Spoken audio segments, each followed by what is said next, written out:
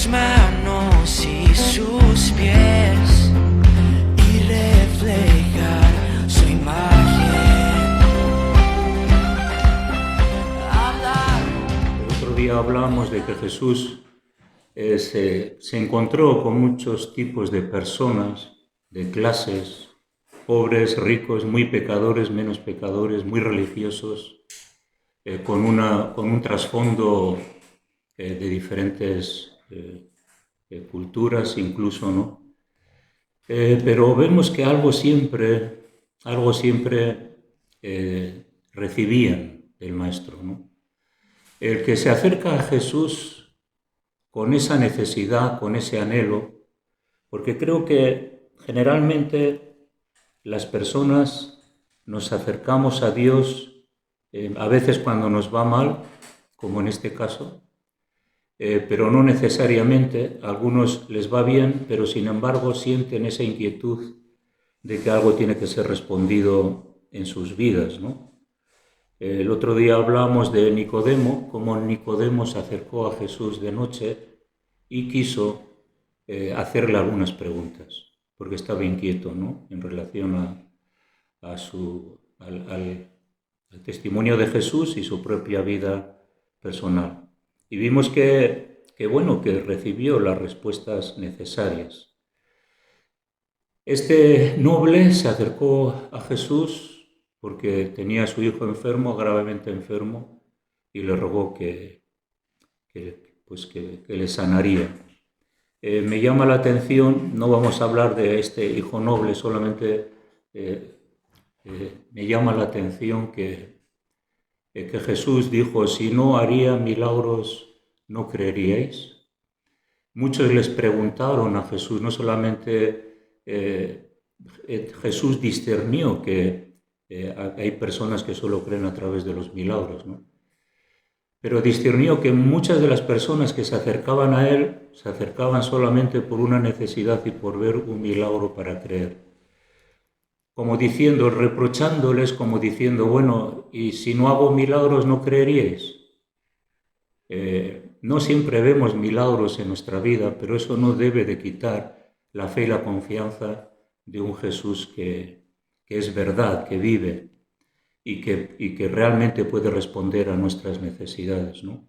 La palabra de Dios en sí misma es suficiente para poder traer luz y poder transformar y cambiar nuestra vida. Así que se convirtió toda su familia.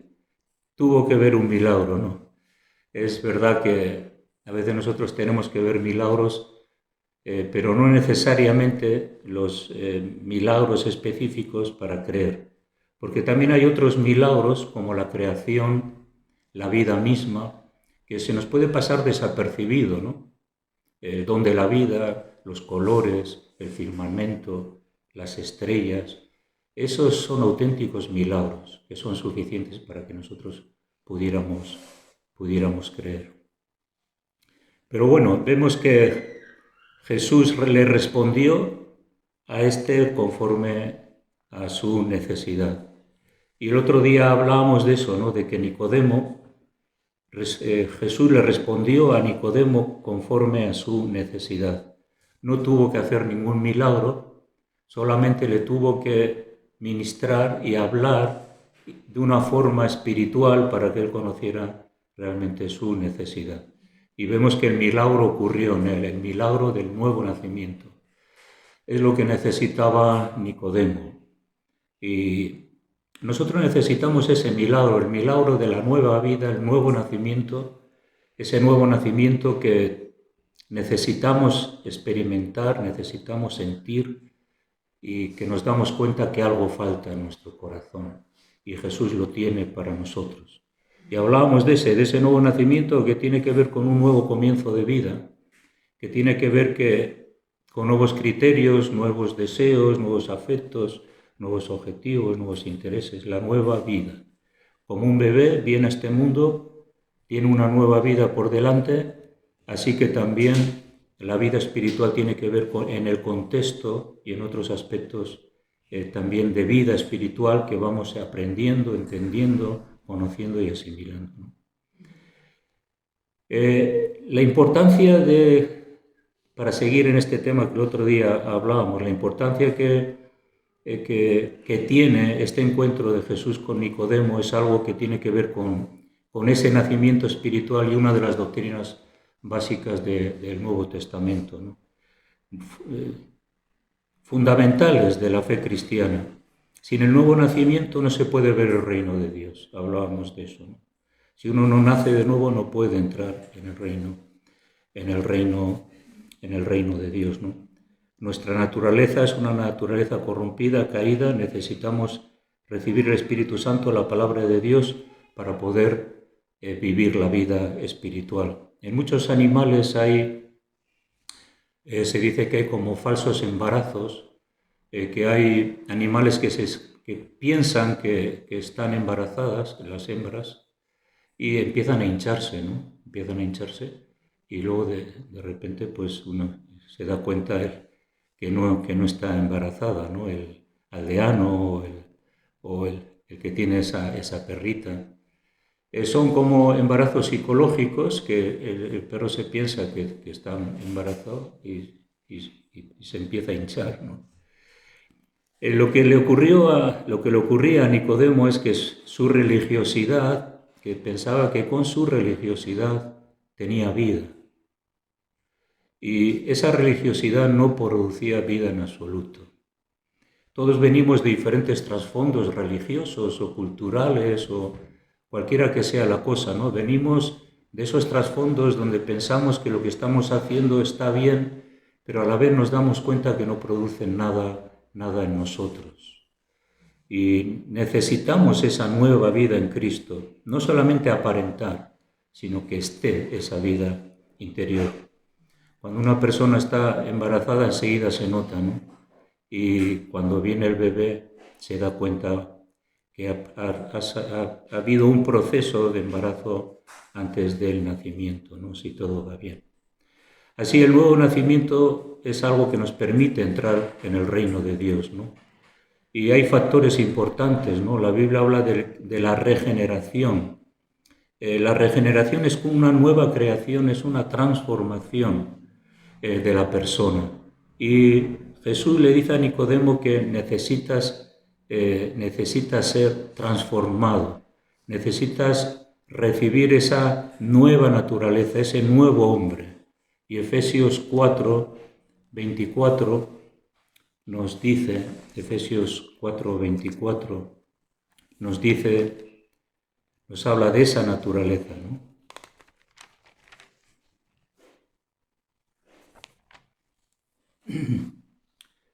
Dice, y renovaos en el espíritu de vuestra mente y vestíos del nuevo hombre creado según Dios, en la justicia y santidad de la verdad. Dice, vestidos de ese nuevo hombre creados según Dios. Así esa creación divina en nuestro espíritu, que proviene de la nueva vida que Jesús da a través de su muerte y resurrección, es lo que tiene que producir ese nuevo hombre en nosotros. No sé si habéis visto alguna vez esas postales donde hay un árbol muy viejo, está totalmente podrido, porque ya han pasado muchos años y ya está perdiendo la vida, pero de repente surge como una nueva vida dentro de él y se ve el verdor, la fragancia, se ve el color y dices, bueno, ahí hay una nueva vida dentro de ese árbol que ha muerto, ¿no? Y así es nuestra vida estaba muerta en nuestros delitos y pecados, estábamos muertos, pero esa nueva vida que ha sido producida por la palabra de Dios y el Espíritu Santo hace que surja de nuestro corazón.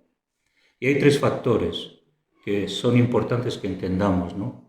Hay un factor que es palabra de Dios, que la leemos, el Espíritu Santo, pero como decíamos el otro día, el lugar, la tierra somos nosotros, ¿no? Es como un tiesto donde tú siembras la semilla, echas agua y se empieza a producir el fruto. Pero también hay oxígeno. Ninguna planta puede crecer sin oxígeno. Entonces esa nueva vida debe de tener la presencia del Espíritu Santo, la palabra de Dios aquí, en nuestro interior, y nosotros tenemos que dejar que eso sea sembrado.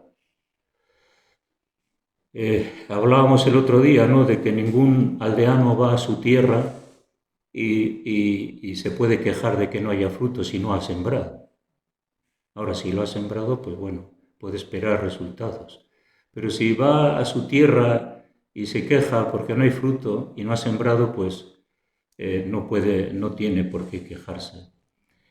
Entonces necesitamos sembrar la palabra de Dios y necesitamos pedir a Dios que el Espíritu Santo nos ayude en esa nueva vida.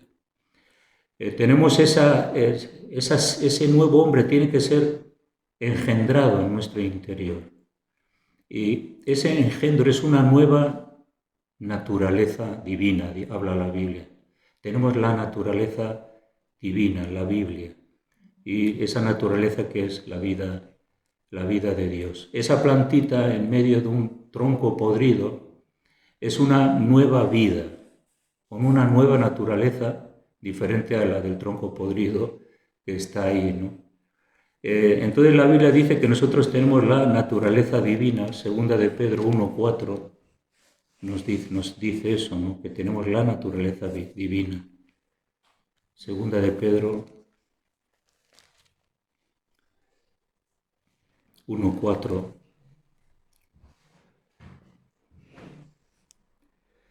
Dice, por medio de las cuales nos ha dado preciosas y grandísimas promesas, para que por ellas llegaseis a ser participantes de la naturaleza divina. O sea que, gracias a las promesas de Dios, a través de la palabra cumplida en la muerte y resurrección de Cristo, el hombre y la mujer tienen la posibilidad de recibir esa naturaleza divina en su interior y poder tener esa naturaleza divina cuando también se aparta de esa naturaleza, dice, habiendo huido de la corrupción que hay en el mundo a causa de la concupiscencia. Es determinante que nuestra vida tiene que estar apartada para ser sembrada para Dios, el Espíritu Santo y la palabra de Dios. No podemos echar elementos contaminantes que puedan hacer morir la vida que Dios ha engendrado en nuestra vida, ¿no? Entonces, tenemos que desechar lo que está malo y poder alimentar la nueva vida en Cristo, ¿no? Es algo que es fácil de entender, ¿no? Jesús se lo enseña a Nicodemo de una forma práctica y es lo que a nosotros nos ayuda a entender también que tenemos esa naturaleza divina, ¿no?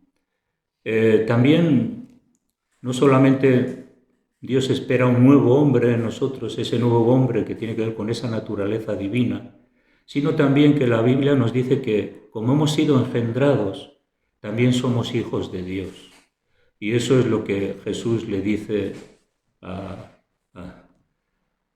Nicodemo, ¿no? Y aquí mismo en Juan, capítulo 1, versículo 12,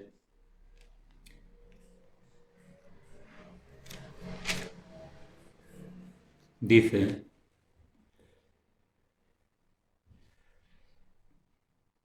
mas a todos los que le recibieron, está hablando de Jesús, a los que le recibieron, a los que creen en su nombre, les dio potestad de ser hechos hijos de Dios, los cuales no son engendrados de sangre, ni de voluntad de carne. O sea que aquí está diciendo lo que Jesús también le dijo a Nicodemo, los que es engendrado de carne, carne es, pero lo que es engendrado del Espíritu, Espíritu es. La nueva naturaleza que Jesús le está diciendo a Nicodemo es que necesita ser engendrado por la voluntad de Dios en su corazón. Y la voluntad de Dios es que haya nueva vida en nosotros, ¿no? Engendrados, no de sangre, ¿no? No son engendrados de sangre, ni de voluntad de carne, ni de voluntad de varón, sino de Dios. O sea que el engendro es producido por Dios a través de los elementos que hemos dicho, ¿no? Palabra de Dios, el Espíritu Santo, y nosotros diciéndole a Jesús que venga a morar a nuestro corazón. Dice que nos dio la potestad de ser hechos hijos de Dios. ¿Qué es una potestad?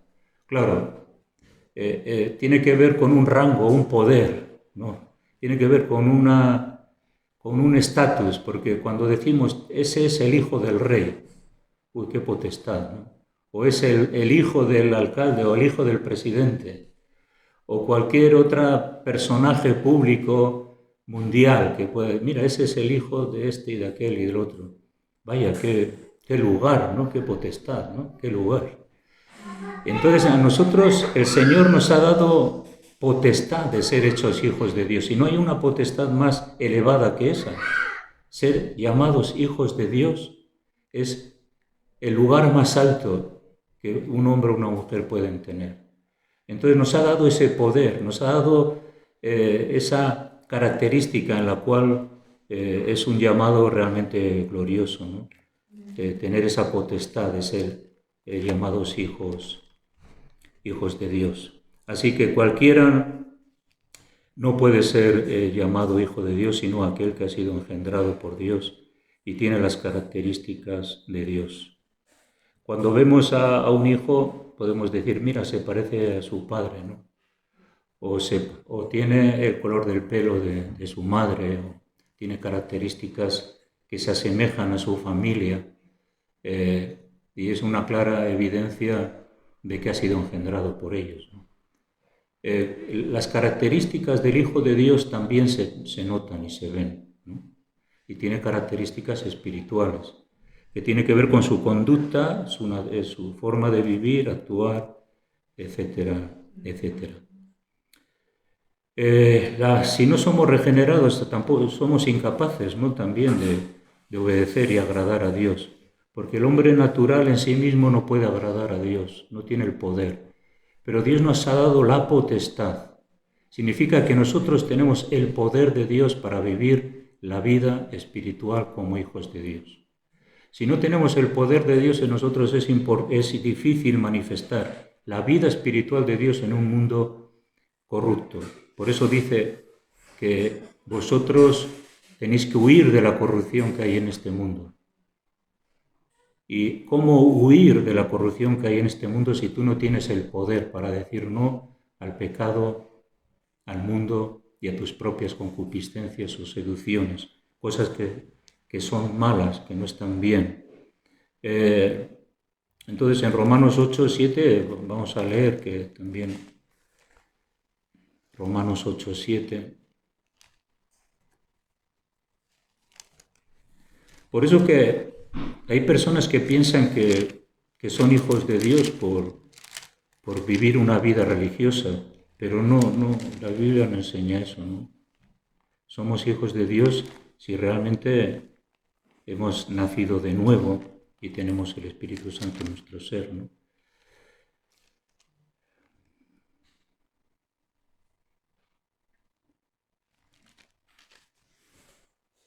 Dice, por cuanto los designios de la carne son enemistad contra Dios, porque no se sujetan a la ley de Dios ni tampoco pueden. Y los que viven según la carne no pueden agradar a Dios. Esta es la diferencia de uno que ha nacido de nuevo en Dios y otro que todavía no ha nacido. Viven según la carne. Versículo 9 dice, mas vosotros no vivís según la carne. Hay una gran diferencia, ¿no? Sino según el Espíritu. Hay una nueva forma de vida, una nueva estructura de vida. Decíamos, nuevos objetivos, nuevos deseos, nuevas metas, un estilo de vida diferente que lo promueve el Espíritu de Dios en nosotros. Si es que el Espíritu de Dios mora en vosotros, fijaros, esto es fuerte y les dice a los romanos, y si alguno no tiene el Espíritu de Cristo, no es de él. Pero si Cristo está en vosotros, el cuerpo en verdad está muerto a causa del pecado, mas el Espíritu vive a causa de la justicia. Este es el poder de Dios en nosotros, que el pecado no se enseñoreará de nosotros, porque hay una vida espiritual poderosa que es capaz de vencer toda inclinación y tentación. Por eso el Espíritu vive a causa de la justicia. Y dice el 11, y si el Espíritu de aquel que levantó de los muertos a Jesús mora en vosotros, ¿quién levantó de los muertos a Jesús? El Espíritu de Dios, ¿no? El que levantó de los muertos a Cristo Jesús vivificará también vuestros cuerpos mortales por su Espíritu que mora en vosotros. Así que, hermanos, deudores somos no a la carne, para que vivamos conforme a la carne, porque si vivís conforme a la carne, moriréis. Esta es la sentencia de no tener vida espiritual cuando se vive en la carne. Porque si vivís conforme a la carne, moriréis. Mas si por el Espíritu hacéis morir las obras de la carne, viviréis. Hacéis morir las obras de la carne, viviréis. Muy interesante, ¿no? Que la nueva vida requiere también un esfuerzo y una diligencia, ¿no? El labrador, para ver fruto, planta la semilla, pero luego tiene que ir limpiándola, adecentándola, cavándola, regándola, quitando las malas hierbas, en fin, todo aquellas cosas que necesite para que pueda dar ese fruto deseado, ¿no?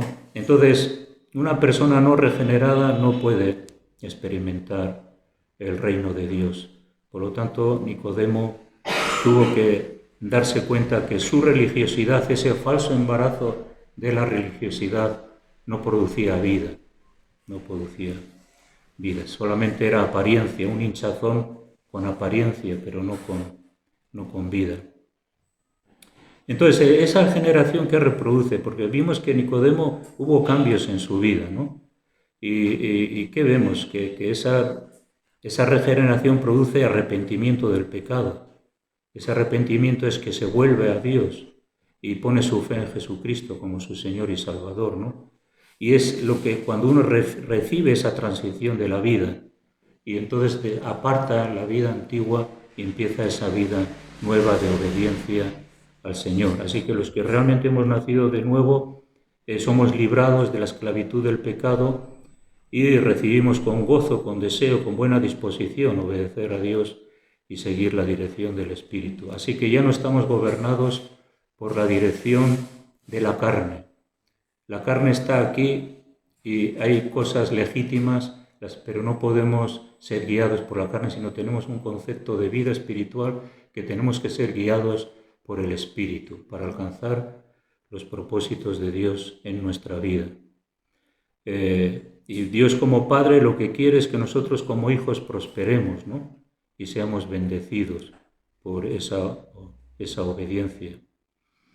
Es justo, ¿no? Hay muchas personas que cuando se convierten a Cristo se les ve un cambio radical y un cambio transformador, pero no es porque quieren aparentar, no, es porque Dios ha producido en ellos una vida que es incompatible con la vida que llevaba, ¿no? La gente se da cuenta, ¿no? Tu familiar, tu padre, tu madre, tu amigo, ¿qué le ha pasado a esta persona? Ya no hace lo que hacía antes. Pues eso habla de que hay un cambio de rectitud. Empezamos a vivir una vida recta. Si mentíamos, no dejamos de mentir. Si no amábamos a los demás, empezamos a amar a los demás. El creyente nacido de nuevo ama a los creyentes, ama a su hermano. Hay un concepto de amor y de respeto hacia los demás. Sobre todo lo que queremos es evitar esa vida de pecado, ¿no? Esa nueva vida que ha producido el Señor en nosotros tenemos que cuidarla y tenemos que evitar que las cosas que puedan afectarnos no nos afecten, porque esa vida es preciosa, es valiosa y es una vida que nos lleva a la vida eterna, ¿no? Por lo tanto, si hay algo valioso en nosotros, lo cuidamos, ¿no? Lo protegemos. ¿Cómo cuidamos las plantas? Si a alguno le gustan las plantas, ¿cómo las cuidas? Te interesas por ella, la podas, la limpias, le echas agua, en fin. Quieres que esa planta crezca. Y si esa planta es una planta que no puede estar en el sol, la quitas del sol y la pones a la sombra. Hay plantas que aceptan el sol y hay otras plantas que que no las puedes poner al sol, que aceptan solamente la sombra. El espíritu tiene unas características y nosotros tenemos que evitar todas esas cosas que puedan hacer daño.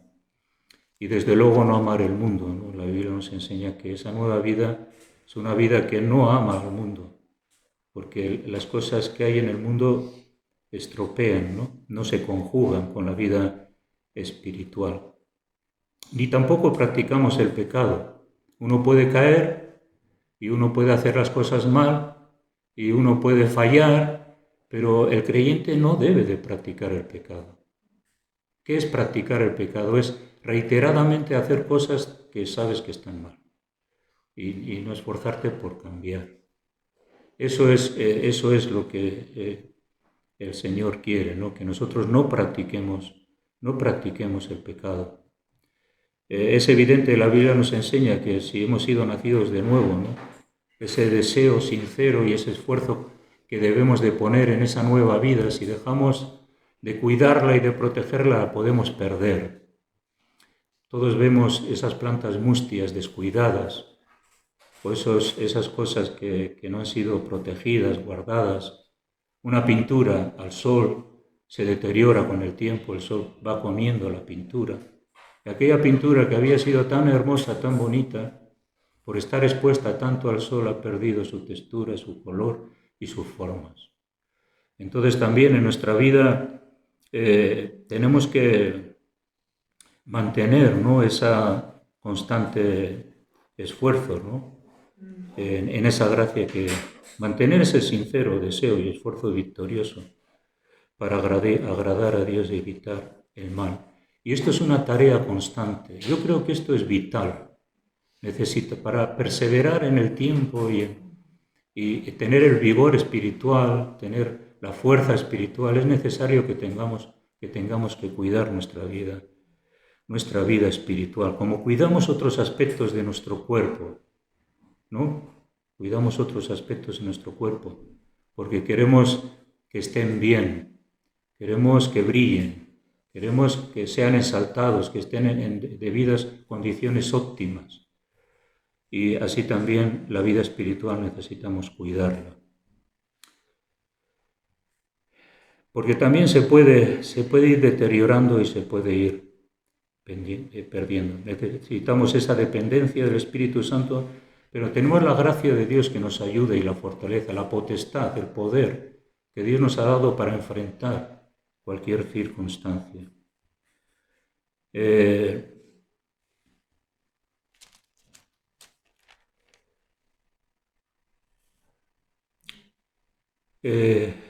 Si vivimos en inmoralidad, siguiendo los caminos del mundo, no importa a veces lo que podamos expresar por nuestra boca o podamos hacer representaciones de que somos creyentes. Si vivimos en inmoralidad, si vivimos en pecado, no podemos producir la vida de Dios. Seríamos todavía personas degeneradas que todavía no han sido generadas por Dios. Necesitamos recibir la vida de Dios, ¿no? Y para que no se pueda extinguir la vida que Dios ha producido en nosotros, sino que pueda haber crecimiento. En vez de muerte espiritual, vida espiritual. En vez de ser excluidos del reino de Dios, ser y ganar la corona celestial, ¿no? Por eso que también la vida que Dios nos da está condicionada a lo que nosotros hagamos con ella. Es bonito recibir la vida de Dios, pero luego tenemos una tarea. Es bonito recibir un bebé y qué hermoso, qué bonito es, pero tú lo tienes que cuidar, si no, te vas a dar cuenta que el bebé no puede vivir mucho tiempo por sí mismo, si no hay una madre y un padre que le cuida. Tenemos que aprender que lo que tenemos es valioso, es muy importante. Así como valoramos a un bebé que nace, lo amamos, lo besamos, lo cuidamos, lo limpiamos, lo amamantamos, le damos la comida, estamos pendientes si tiene fiebre, si llora, si tose, porque también nosotros tenemos que estar atentos a la situación espiritual en nuestra vida. Y es lo que va a hacer que podamos alcanzar también la eternidad, ¿no? Es un tiempo de prueba la vida de fe del creyente, pero sin embargo es algo que tenemos que atender constantemente. Y también el Señor quiere que llevemos fruto para Él, así que separados de Él nada podemos hacer. Necesitamos estar aferrados a Él para producir el fruto espiritual que Él desea recibir para nosotros.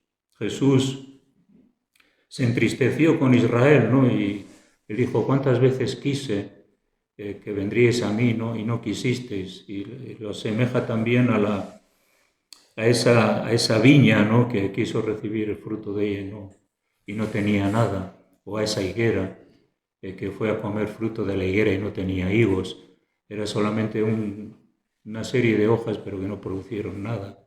También nosotros podemos ser religiosos y pensar que la vida religiosa o actividad religiosa son suficientes, sino que el Señor quiere que, estando integrados en Él, podamos traer ese fruto que Dios desea y el Señor pueda venir y pueda recibir ese fruto que le glorifique, ¿no? Amén. Tu poder en nuestra generación.